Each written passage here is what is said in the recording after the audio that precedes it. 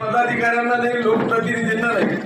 त्याच्यामुळे विषय माहीत नसताना एवढ्या मोठ्या संख्येने आलेल्या सर्व पदाधिकाऱ्यांचं मी पहिल्यांदा मनापासून आभार मानतो. आपल्याला धन्यवाद. विरोध केल्यानंतर या विभागाचे कमिशनर आयुक्त आदरणीय गेडाम साहेबांना मी पत्र दिलं.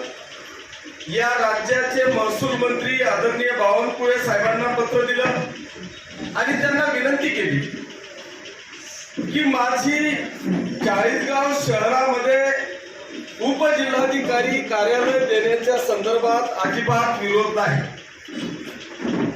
तुम्ही चाळीसगाव शहराला फक्त उपजिल्हाधिकारी कार्यालयच नाही, त्या चाळीसगावला आपण केंद्र शासित प्रदेश करून टाकला तरी आमची हरकत नाही. चाळीसगाव तालुक्याला पाचोरा आणि भडगाव मतदारसंघ जॉईन करू नये अशी तुमचं सहमत आहे का? सहमत असेल तर पहिल्यांदा हात वर करून सगळेजण हात वर करा.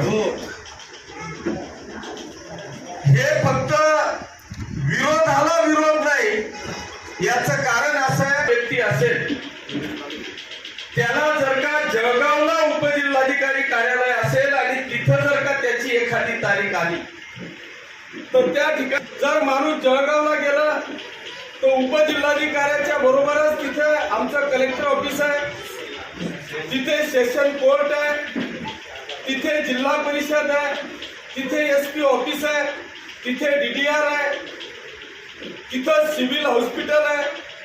जर मला किंवा जिल्ह्याचं कृषी अधिकाऱ्याचं ऑफिस आहे, जर एखादा व्यक्ती उपजिल्हाधिकारी कार्यालयाच्या मध्ये जर का गेला तर त्याचे अनेक कामं करून तो व्यक्ती घरी येऊ शकतो. आपल्या बरोबरच या